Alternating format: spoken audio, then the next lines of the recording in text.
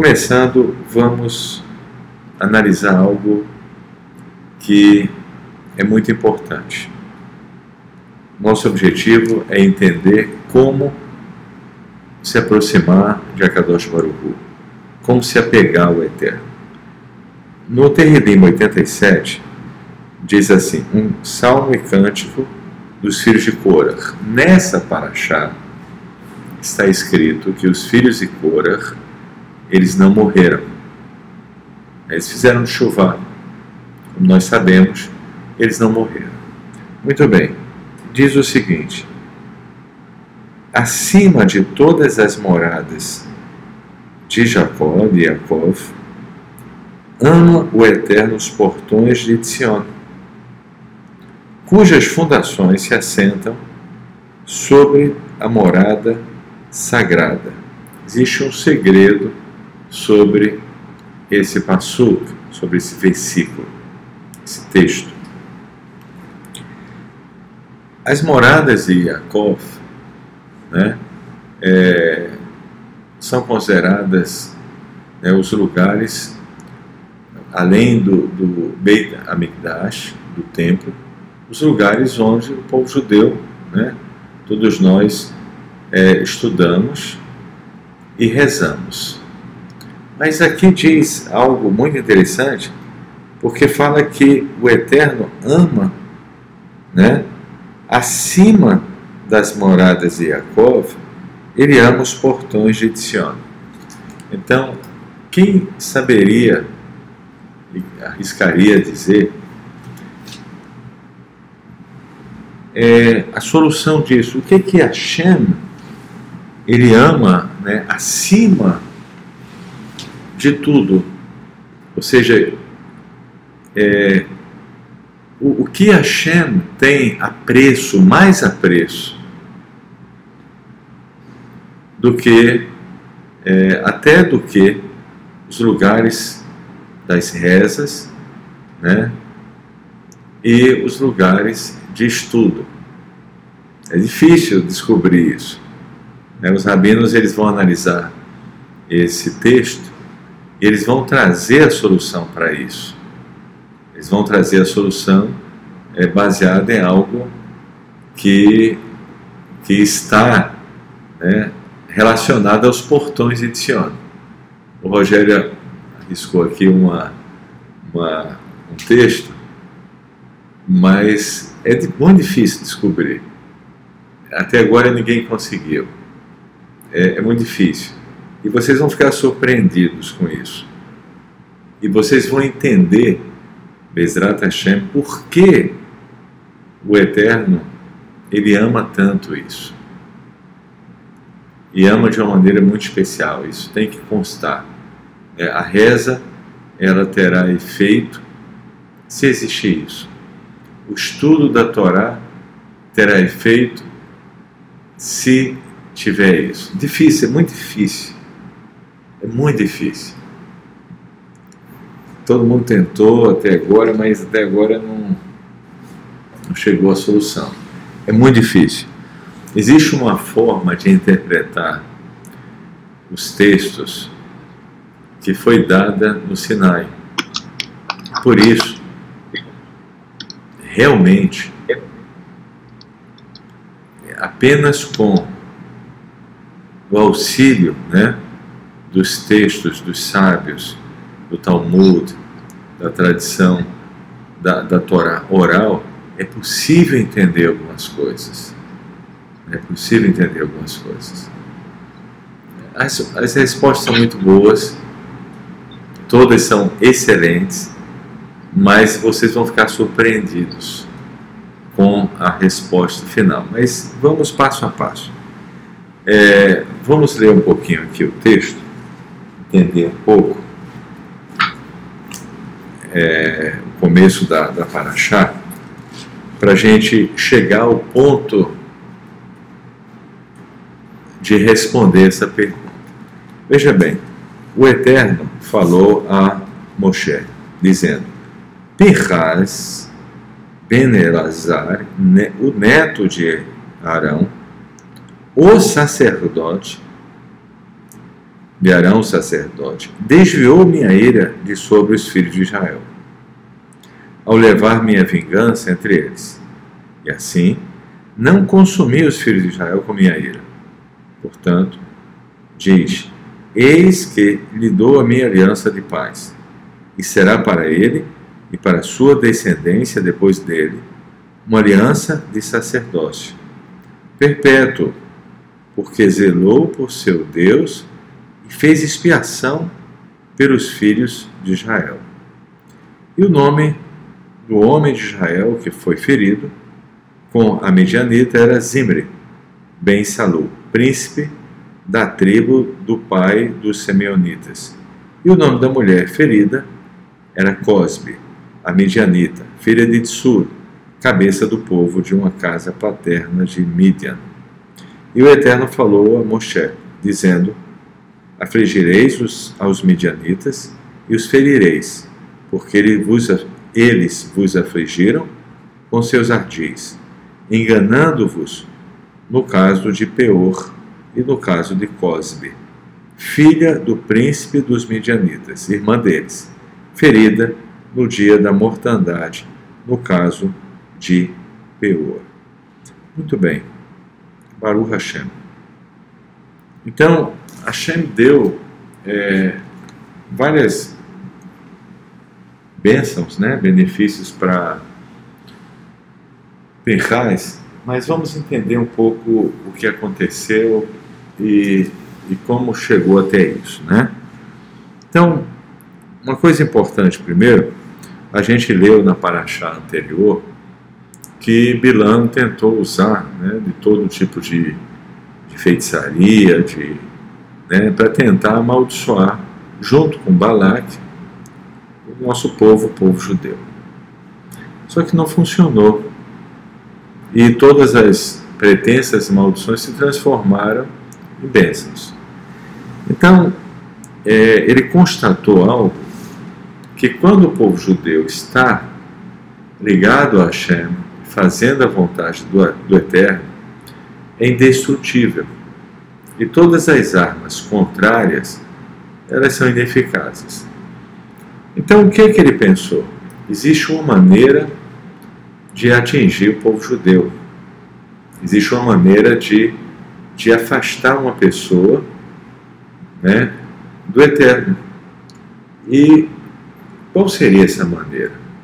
Isso é muito importante, gente, porque nós vamos chegar no final dessa aula e nós vamos entender aquilo que o Eterno ama mais do que tudo. Mas nós temos que raciocinar um pouco para chegar a essa conclusão. Nós temos que entender um pouco isso. Então, qual foi a estratégia de Bilam? Bilam falou o seguinte: olha, só existe uma solução para tirar a força do povo judeu. É ele ser parecido com a gente. É ele ser como todas as pessoas são.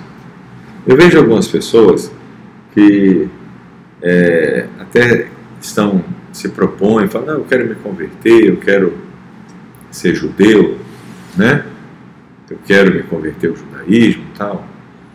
Aí começa a estudar e ver tudo que é requerido, E algumas pessoas falam: não, mas não precisa ser assim, não precisa ser tão radical, ou isso não tem como mudar, ou aquilo não tem como mudar. Você vê mesmo dentro do judaísmo, movimentos que surgiram, reformismos no judaísmo, dizer: não, não temos que ser tão diferentes. Então, existe um tipo de ação, eu diria, um ataque muito sutil contra o povo judeu, que é muito perigoso, é quando as nações, ao invés de se separar, rejeitar o povo judeu, elas usam uma estratégia extremamente astuta, ou seja, elas querem acolher o povo judeu na sua maneira de ser, ou seja, é um processo de assimilação, onde as pessoas passam a, entre aspas, querer passar uma falsa admiração, um falso amor pelo povo judeu, induzindo, né, e dando assim benefícios para que o povo judeu seja igual, né, às nações, haja de uma maneira igual. Então o que Bilam passou para Balaque era que só existiria uma maneira de vencer o povo judeu, é fazer eles agirem como agem as nações. As nações são idólatras. Então, ele falou para Balaque, se você colocar mulheres para seduzirem os homens e eles passarem a praticar, né, aquilo que é praticado, né, pelos midianitas, pelos moabitas, então o povo judeu se enfraquece. Ele se torna igual às nações, né? E depois nós vamos entender por que isso não pode acontecer. E é muito importante, principalmente as pessoas que estão se propondo a uma conversão, entenderem isso. E de uma maneira muito clara. Caso contrário, não vai funcionar, não vai conseguir, a coisa não vai acontecer, a menos que você entenda isso. Então, eles colocaram mulheres para seduzir, né, os homens e induzi-los a fazer um ato de idolatria muito esquisito, né? Porque a idolatria que era praticada lá era fazer as necessidades em frente a um ídolo. Então, o ídolo se posicionava no banheiro. Então, só o fato da pessoa entrar e fazer a necessidade, ela estaria praticando ali um ato de idolatria. Então, essa era a prática, né, comum feita por aqueles povos. E começou então uma sedução muito grande, mulheres, né, seduzindo os homens. E quando isso começou a acontecer, esse ato de idolatria somado a uma desobediência da Torá, que é um homem se juntar a uma mulher que não é judia, uma mulher que não é convertida, então o Beit Din começou a julgar os casos das pessoas que estavam praticando idolatria e julgou essas pessoas, e algumas pessoas foram julgadas, né, e receberam a pena máxima, que era a pena de morte. Muito bem. Alguns casos, porque para que isso ocorra é preciso uma série de critérios, inclusive testemunhas, né, que possam testemunhar acerca do fato, e como alguns casos não supria todos os critérios, então começou a ocorrer morte, né, vinda, obviamente, dos céus, através de uma praga que começou a aumentar e as pessoas começaram a morrer. Muito bem. Especialmente na tribo de Shimon, houve uma reclamação com relação a algumas pessoas que foram condenadas pelo Beit Din em razão da prática da idolatria. Então o líder, ele resolveu tomar as dores e pegou uma mulher, né, filha, né, do rei, né, e levou diante de Moshe, né, uma midianita, e questionou Moshe: eu posso casar, posso me juntar a essa mulher, casar com essa mulher ou não? Moshe falou não. Ou seja, ela teria obviamente que se converter. Mas ele então, na frente de todas as pessoas, questionou Moshe: mas não foi isso que você fez? E então entrou com aquela mulher na tenda, né, para ter um relacionamento com ela. Então Pinhas, vendo aquela situação, ele tomou uma atitude, matou os dois e a lança atingiu os dois, ele mostrou para todo mundo, né, e por que ele havia matado os dois, né, daquela forma. E o que é que eles estavam fazendo. Então, toda a tribo de Simeon começou a questionar aquilo que Pinhas havia feito, inclusive trazendo a lembrança de todos que o pai dele havia se casado com uma das filhas de Ítro, de Jetro, e questionando, né, a descendência dele, e que, né, ele era da descendência de um homem que alimentava os animais para idolatria, enfim. E começou uma revolta e um lachão rará com relação a Pinhas. Quando isso acontece, Hashem, ele sai em defesa de Pinhas, e não só isso, mas ele vai assegurar, primeiro ele reafirma a descendência de Pinhas, que vem de Aaron, o sacerdote, né, ele cala a boca de todo mundo, e traz promessas assim muito fortes. Uma delas, que ele teria o sacerdócio. A gente tem que entender o que aconteceu e por que ele não teria esse sacerdócio, porque ele foi dado. Quando o Eterno deu o sacerdócio a Arão e seus filhos, ele já era nascido, Pinhas. Como ele não foi citado, então se deduziu que, além de Arão e seus filhos, os próximos sacerdotes seriam os filhos que ainda iriam nascer.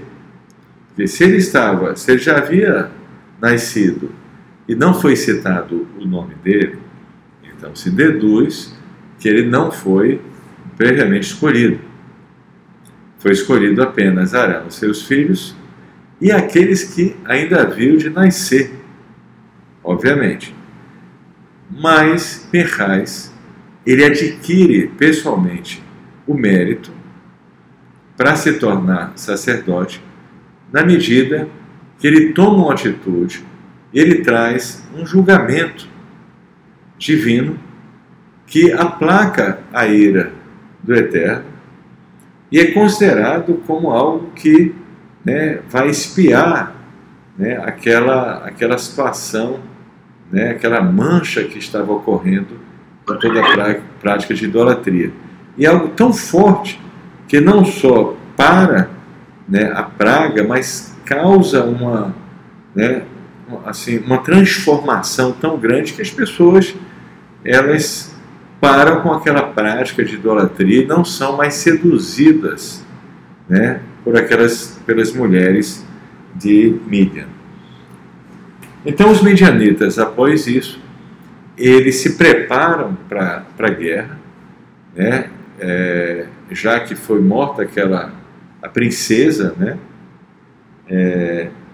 Cosbe, e o Eterno então manda o povo judeu se preparar para a guerra, e nós sabemos o final feliz, com a vitória total sobre os midianitas, e posteriormente a morte de Bilã. Bilã é condenado à morte. Muito bem. Agora, obviamente, a promessa que foi dada a Pinhas, ela é muito forte, né, porque é um sacerdócio perpétuo, e a gente vê na Kabbalah, se fala que, na verdade, Elias e Pinhas são a mesma pessoa, e ele acaba recebendo isso, porque como Elias, ele não morre, né, ele torna-se, né, a promessa de ter uma função perpétua. Então, enfim, se cumpre todas essas coisas. Muito bem. Agora nós vamos chegar no ponto fundamental. A gente observou que a estratégia de Bilã foi a estratégia de simplesmente fazer com que o povo judeu agisse como agem todas as nações. Ou seja, o povo judeu se tornar um povo normal, como todo mundo, né? Por exemplo, se você olhasse assim o mundo de uma forma geral, alguém dissesse, eu conheço um judeu, será que ele está acompanhando, né, a Copa do Mundo? Será que ele está envolvido nisso? Não, ele não está envolvido nisso. Ele só estuda e reza e está ocupado com a Torá. Então, algumas pessoas diriam, puxa, né, é uma pessoa diferente, né, alienado do nosso mundo. Por outro lado, digamos que tem um judeu com kippá, torcendo e convidando as pessoas para ver o jogo. Muitas pessoas teriam uma reação assim, puxa, que legal, ele é como a gente, ele participa das coisas que a gente participa. Então, de uma certa forma, existe, né, uma tentativa das nações de fazer com que o povo judeu seja igual, ou atacar o judeu, ou falar mal do judeu, ou ter um ódio gratuito ao judeu, ou seduzi-lo para pertencer, né, às nações como uma pessoa normal. A segunda estratégia é a mais perigosa, é a pior estratégia. Muito bem, é a mais, digamos assim, astuta contra o povo judeu. Agora, gente, vamos agora prestar atenção para a gente saber responder, e antes de eu falar para vocês captarem essa resposta. Antes da gente entrar nisso, vamos entrar num ponto que é fundamental. Hashem disse ao povo judeu: sejam santos, porque eu sou santo. A palavra kadosh. O que significa isso realmente? Quando a gente para pensar de uma forma simples, a gente vai classificar o termo santo como uma pessoa que pratica aquilo que é correto, que é sagrado, enfim, né? Ser santo é uma pessoa que não comete pecados, haverá coisas erradas. Esse conceito, ele não está errado, é um conceito correto, mas existe um sentido mais profundo. Existe um sentido mais profundo para nós entendermos o termo kadosh. O que Hashem quis dizer de uma maneira mais profunda? Eu diria que esse aspecto de uma pessoa se afastar das coisas que são erradas e se aproximar das coisas que são boas, isso faz parte do termo kadosh, mas isso é uma consequência. Então, ser kadosh na raiz da palavra, do termo, tem algo mais profundo. O que vocês acham? Muito bem. Algumas pessoas falaram aqui separado do resto do mundo. Correto. O que significa essa separação, gente? Então, a gente observa arrependimento, chuvá, tudo está correto, né?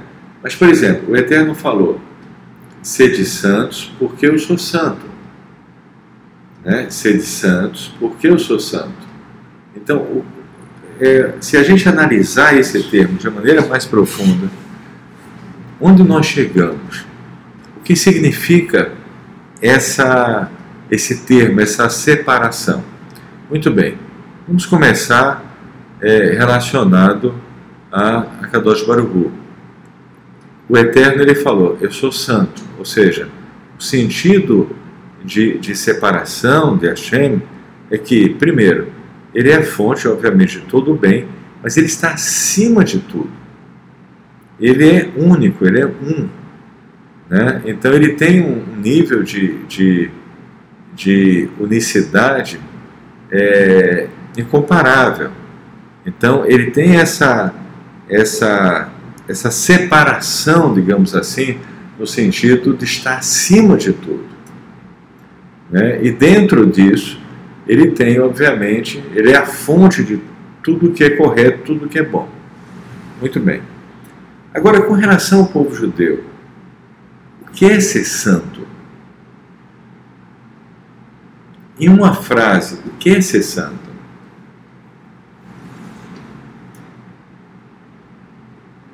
Tudo que vocês estão falando estão corretos. Tudo que vocês estão falando estão corretos. Mas existe uma chave aqui.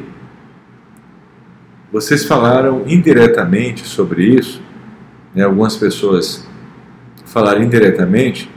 Existe uma chave aqui. Qual é o pedido de Hashem para o povo judeu?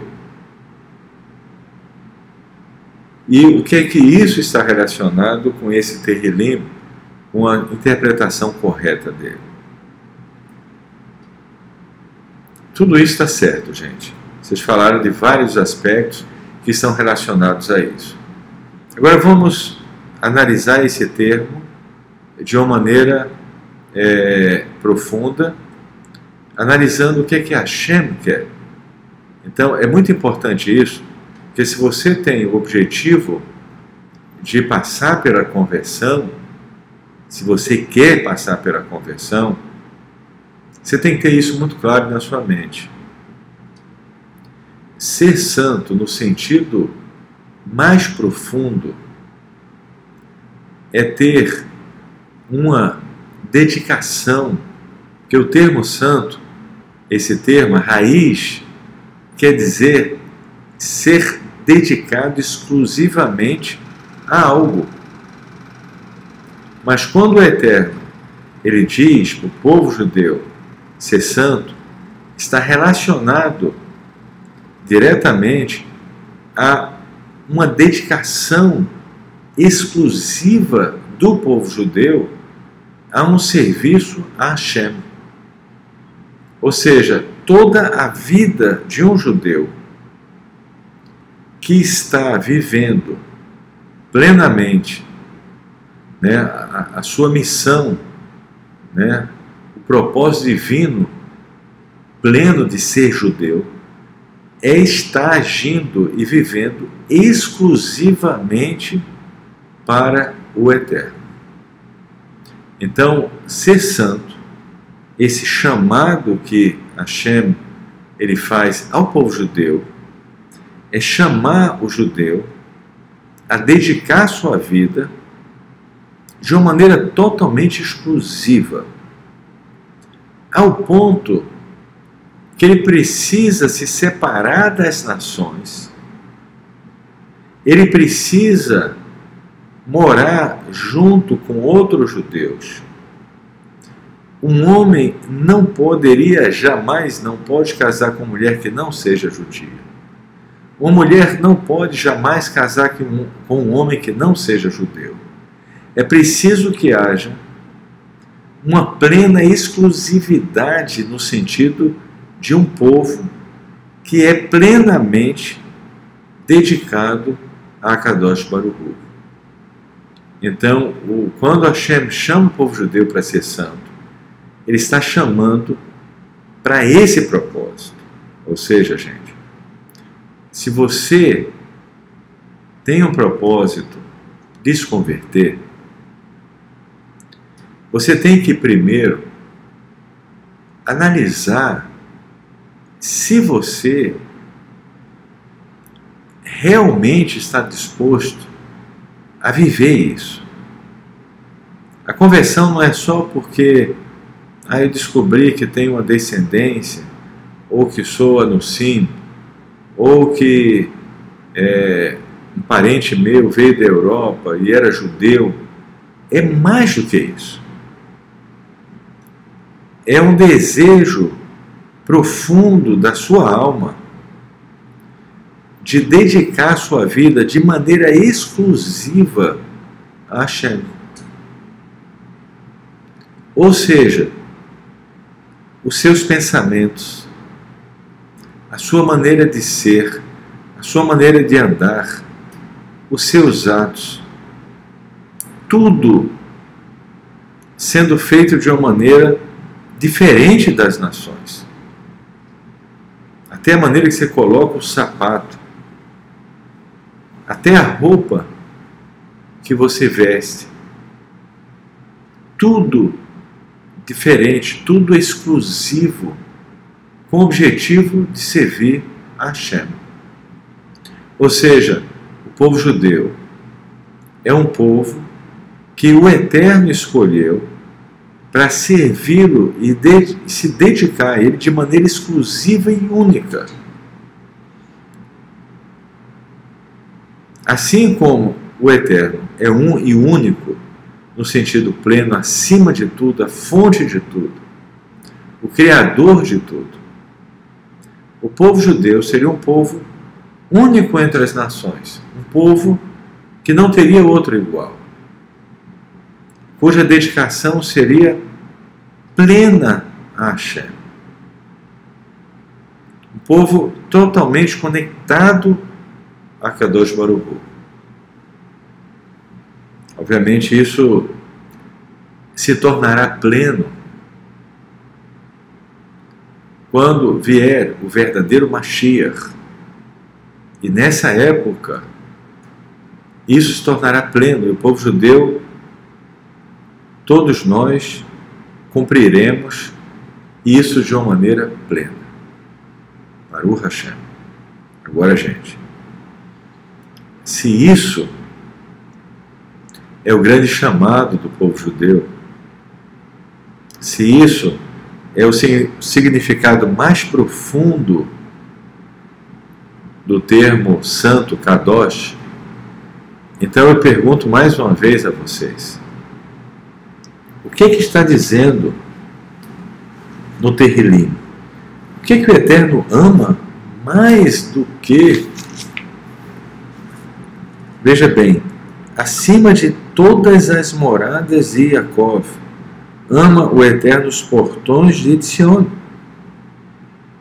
O que acontecia nos portões de Etzion que o Eterno ama mais intensamente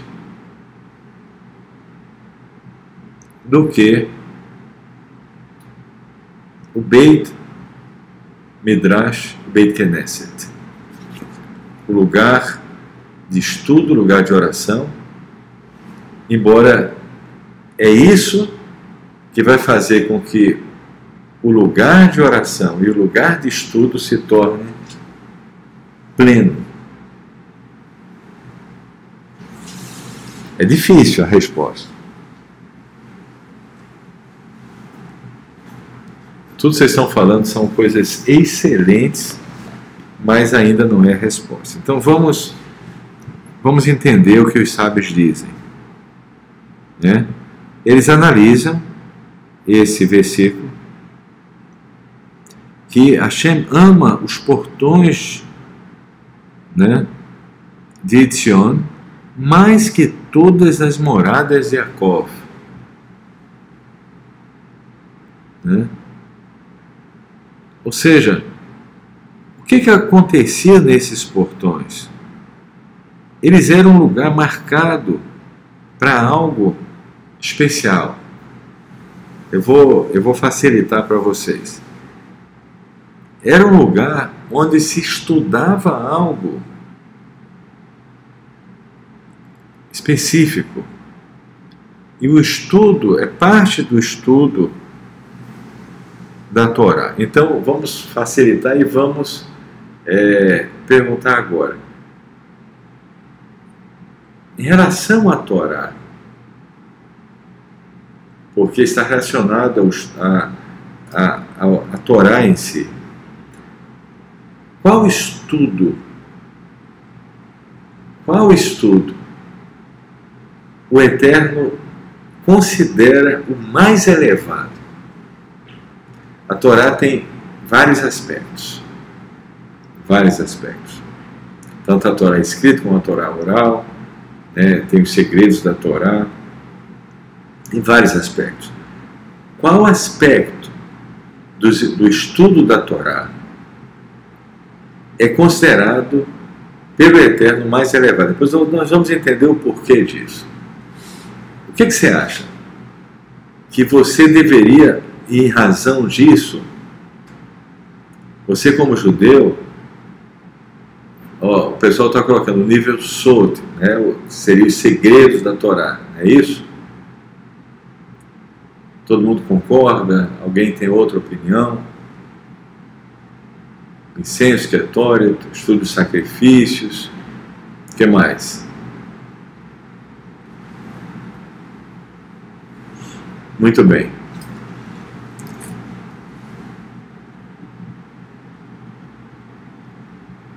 Bem, uma pessoa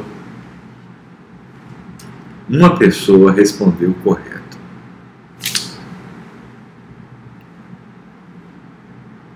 Uma pessoa respondeu correto e depois mais uma respondeu correto. Então, duas pessoas responderam correto. Veja bem, gente. O que se discutia nos portões de Etzion? Os sábios dizem: eles estudavam e analisavam Halachá, as Halachot. Eles falaram: peraí, pensei que eram os segredos da Torá.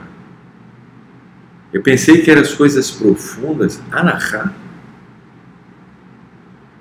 o estudo da Halachá. Mas por que eu estudar Halachá? Não seriam as coisas mais, os segredos, as coisas profundas? Não seriam os debates? Não, Halachá, é isso que o Eterno ama mais do que tudo? Por quê? Sim, gente, era isso que era estudado. E o Eterno mostrou que o estudo e a análise das Halachot ele amava mais do que os Batei Kenishiot e os Batei Midrashot. E mais do que os outros temas da Torá, mesmo mais do que os segredos da Torá. E que depois da destruição do Beit HaMikdash,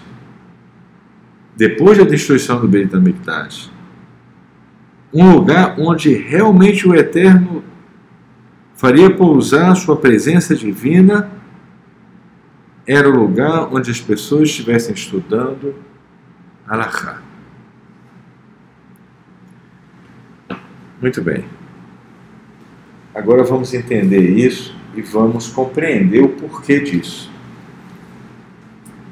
Porquê disso?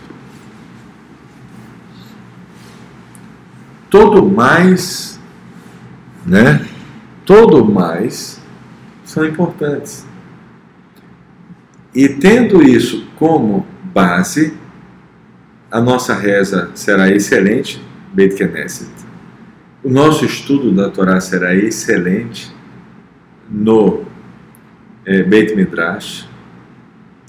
Depois que nós estudarmos muito bem a Torá escrita e a Torá oral, depois que tivermos um conhecimento muito bem do hebraico, do aramaico, depois que estivermos bastante aptos a todo esse estudo, então lá na frente podemos também, dentro de um padrão, em momentos específicos, também estudar os segredos da Torá. Mas lembre-se, a Torá tem muitos níveis. E o nível mais elevado da Torá, ela ocorre quando Hashem revela Ele mesmo uma dimensão da Torá que só pode ser captada quando Ele revela. Então, onde entra a Halachá, gente? E por que ela se tornou tão importante? E por que o Eterno diz que ama mais esse estudo da halakha do que qualquer outra coisa. Ele está acima de tudo. O que vocês acham? O que tem de tão especial na halakha? E o que a halakha tem conectado com a questão do povo judeu ser santo, com o termo kadosh? O que isso tem a ver com halakha? O que vocês acham? Por que há essa conexão tão forte? E por que isso é um obstáculo? É um obstáculo para as pessoas que não estão preparadas. Pessoas que dizem que querem se converter, mas não estão preparadas. Elas vão tropeçar justamente na halakha. Por quê, gente? Muito bem.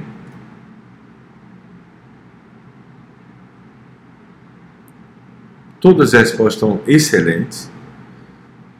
Eu poderia resumir dizendo o seguinte: a halakha, ela vai afetar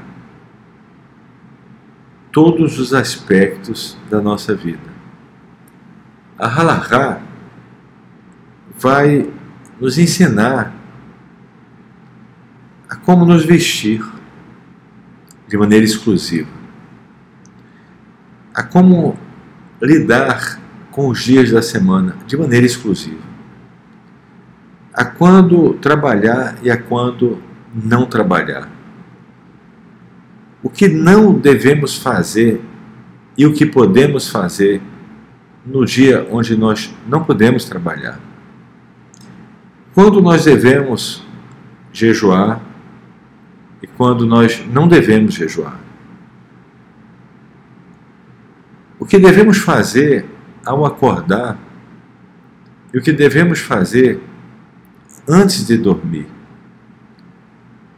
como devemos, que tipo de comida nós podemos comer, que tipo de comida nós não podemos comer. Enfim, a halakha, ela vai interferir e ela vai nos educar a agir de uma maneira exclusiva em praticamente todos os aspectos da nossa vida. Se uma pessoa vai no banheiro, ela quando sai do banheiro, existe uma instrução do que ela deve fazer.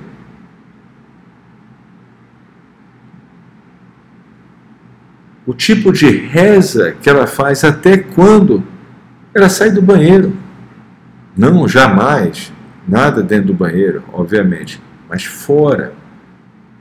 Então, todos os atos da nossa vida, atos relacionados com o dia a dia, relacionados com atividades físicas, o trabalho, o que eu vou fazer, como administrar o que eu recebo, o dinheiro, tudo, praticamente tudo, que tipo de roupa vestir.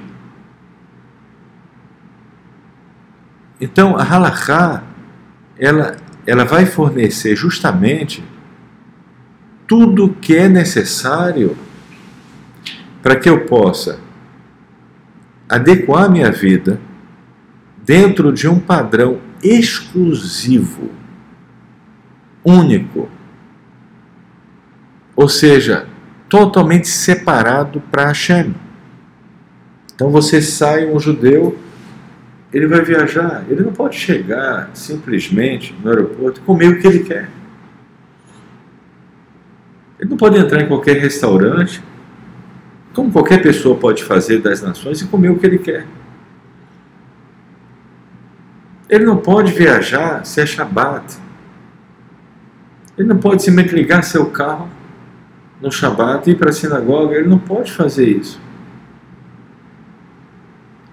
Ele calça o sapato diferente. Ele tem até uma forma de calçar o sapato que é diferente tudo que ele faz é exclusivo. É exclusivo.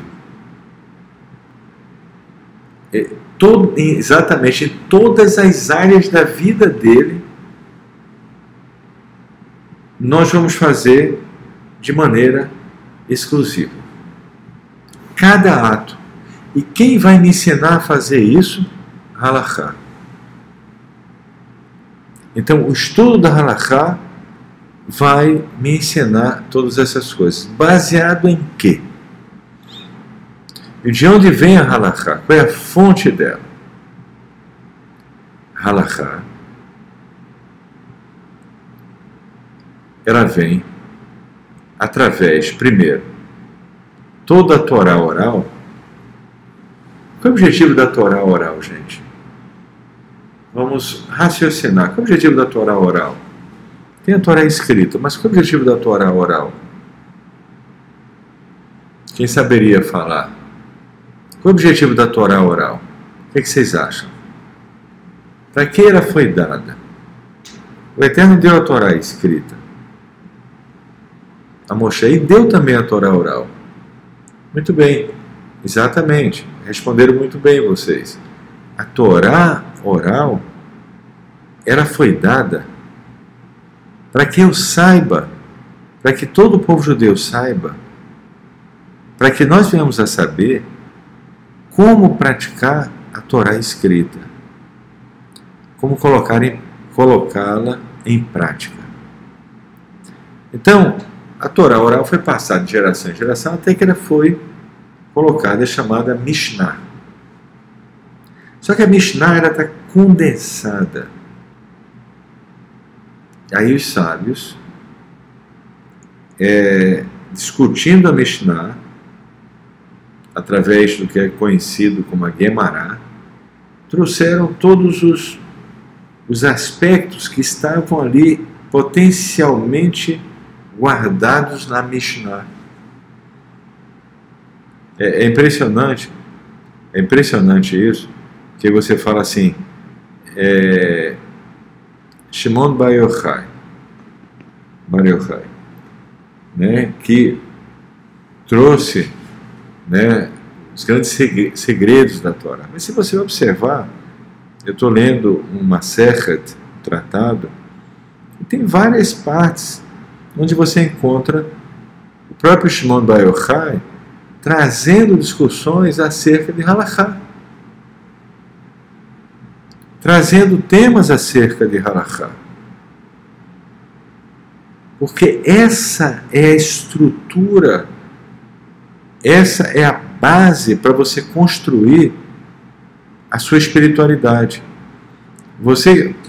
Uma pessoa que quer construir a sua espiritualidade baseado nos segredos da Torá sem uma fundamentação, mais cedo ou mais tarde, inevitavelmente, quanto mais alto for o prédio, mais propenso ele está a cair, a desabar, porque ele não tem base, ele não criou raiz, ele não tem uma prática judaica, ele não está imerso numa prática das mitzvot que ocorre quando nós conhecemos a Halakha, as Halachot. Então, muito bem, entendemos isso. Da Guemará, das discussões acerca da Mishnah, vai ser retirada posteriormente a Halakha, as Halachot. Ocorreram as discussões e foi escolhido nas discussões, né, nas próprias discussões se chegam a conclusões e dessas conclusões chega-se então a um estabelecimento da Halakha, ou seja, daquilo que deve ser feito, que é apropriado. Ou seja, no sentido mais profundo, a Halakha está ligado a o caminho, o nosso caminho diante de Akadosh Baruch Hu. Então, gente, se uma pessoa, eu digo isso porque eu tenho visto aqui, né, eu tenho visto como as coisas estão acontecendo. E digo uma coisa para vocês com muita convicção. Todas as pessoas que estão preparadas, de fato, para se converter, que entenderam o que é a conversão, e dentro do seu coração tem uma decisão firme, você vai conseguir. Mais cedo ou mais tarde você vai conseguir. Mas esse caminho, ele tem que estar ligado claramente a um entendimento do que é ser judeu. Ou seja, ser uma pessoa que escolheu participar de um povo que foi escolhido por Kadosh Baruch Hu para ser exclusivo para ele.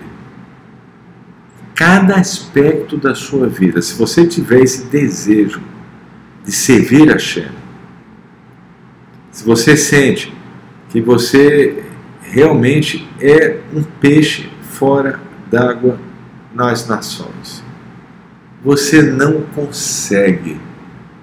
Você não consegue. Você já tentou, mas você se sente um peixe fora d'água. Você sente que sua vida não vai fazer sentido até o momento que você realmente vai se dedicar exclusivamente a Kadosh Baruch Hu. Quando você tem essa disposição, eu digo a você, nada vai impedir. E seu momento vai chegar. Porque quem vai trazer você é Hashem. Ele vai abrir as portas. Ele vai abrir as portas para você. Quando eu estava aqui e houve muita resistência, porque na verdade a minha parte, né? Ou seja, ia abrir uma porta, claro, e outras pessoas iriam entrar. Então a resistência foi extremamente grande. E uma das coisas que eu falei com a Hashem, quando eu ia cada dia, né, fazer a reza de manhã cedo, eu deixei muito claro isso, é que a minha vida não faria sentido a menos que eu tivesse uma dedicação exclusiva a Hashem. Então, quando você realmente tem essa intenção de ser judeu, você tem esse sentimento, gente. Preste atenção muito a isso. Então, por exemplo, eu tenho desejo, para mim, me vestir, ter aparência, tudo faz parte, a barba, a vestimenta. É fundamental, porque é isso, eu quero ser isto, eu me sinto sendo aquilo que é a essência da minha alma, aquilo que eu existo para isso. Enquanto eu não estava vivendo isso plenamente, eu me sentia desconfortável, eu me sentia ainda fora da minha configuração. Agora eu me sinto vivendo plenamente o que está dentro de mim. Então, a minha aparência externa, ela está refletindo o que eu sinto dentro de mim. Então, se você tem essa intenção, e você tem essa visão, esse desejo, não tenha dúvida, gente. Não tenha dúvida. Quem vai abrir a porta é Hashem. Ele vai abrir a porta. Você vai conseguir. Ele vai atrair você. Ele vai trazer você. Então, Baruch Hashem, essa, eu diria, é a grande lição, né, de se apegar a Hashem, de entender isso. E quando você vê, por exemplo, uma pessoa que está se propondo, que, por exemplo, se a pessoa ela se sente bem, ela se adequa a um padrão Bnei Noach, ela encontrou sua configuração e ela está feliz. E ela terá direito ao mundo vindouro na medida que ela for fiel às leis que lhe são obrigatórias. Mas quando você vê uma pessoa que se propõe a se converter e tem 1000 dificuldades com relação a halachá e 1000 obstáculos, na verdade essa pessoa ela não está preparada para isso. Ela está se forçando a algo que a alma dela, no fundo, ou não quer, ou não está preparada.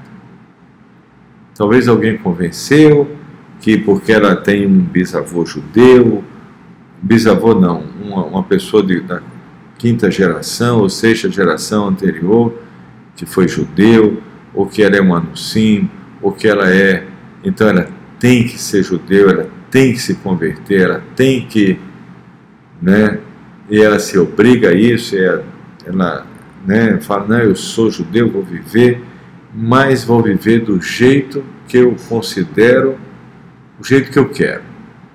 Essa halachá eu quero, essa outra eu não quero, essa eu aceito, aquela eu não aceito, e vou criar um jeitinho aí, vou me adequar e vou ser judeu desse jeito que eu acho que está certo. Bem, quando a pessoa tem essa atitude, ela está na contramão de todo o ensinamento que foi dado no Sinai. Não existe espaço para isso. Não existe espaço para isso. Hashem, ele deu um padrão inegociável. E esse padrão inegociável é o padrão requerido para todo judeu.